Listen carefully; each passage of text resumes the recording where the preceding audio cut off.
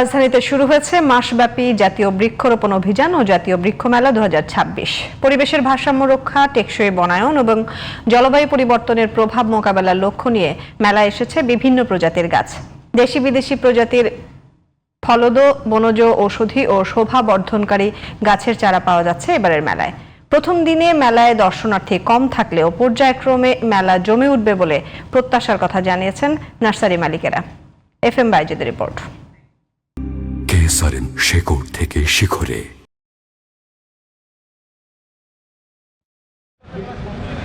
শুক্রবার সকাল থেকেই আবহাওয়া কিছুটা বৈরী থাকায় দর্শনার্থীর সংখ্যা প্রত্যাশার তুলনায় কম ছিল মেলায়। তবে এখনও স্টলগুলো পুরোপুরি সাজানো হয়নি। সারি সারি ফুল ও ফলের গাছ দিয়ে সাজাচ্ছেন স্টল মালিকেরা। এবারের বৃক্ষ মেলায় 2000-এরও বেশি প্রজাতির ফলদ, বনজ, ঔষধি ও শোভাবর্ধনকারী চারা এনেছেন নার্সারি মালিকেরা। দেশি গাছের পাশাপাশি এবারের মেলায় এসেছে বিভিন্ন উন্নত জাতের ফলসহ গাছ। এসব গাছ দেখে শুনে কিনতে আগারগাঁওয়ে ছুটে এসেছেন ছোট বড় সব বয়সী বৃক্ষপ্রেমীরা।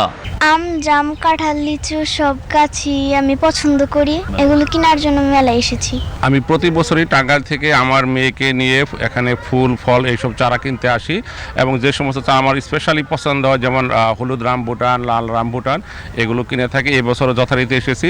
যে সমস্ত আইটেম নতুন পছন্দ হবে সবগুলো কিনে নিয়ে যাব। কিছু ফলের গাছ নিলাম, ইনডোর প্ল্যান্ট নিলাম আর ফুলের গাছ।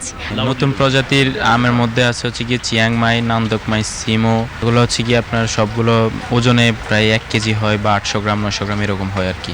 ছাদ বাগান, আমাদের গ্রামের বাড়িতেও আমরা গাছ লাগাচ্ছি। নট অনলি দ্যাট, আমরা ফ্রেন্ডরা মিলে একটা বিশাল 26 বিঘার প্লট কিনেছি। এখন সেই প্লটে গাছ সাজানোর জন্য আমরা আজকে বিশেষ করে আসা দেখা আর কি। মেলায় ছাদ বাগানের উপযোগী গাছ, জৈব সার এবং বিশেষজ্ঞদের পরামর্শ পাচ্ছেন দর্শনার্থীরা। এছাড়াও সরকারিভাবে বৃক্ষরোপণের বিভিন্ন প্রজেক্ট, ডেমো নিয়ে বসেছে স্টল। আমাদের মূল ফোকাস হলো গার্ডেন রিলেটেড যত ইকুইপমেন্টস, ফার্টিলাইজার, এই বিষয়গুলোকে আমরা সবচেয়ে বেশি ফোকাস করি এবং আমাদের কাছে গার্ডেন সলিউশন, আমরা বলি all kinds of garden solution আমাদের কাছে আছে।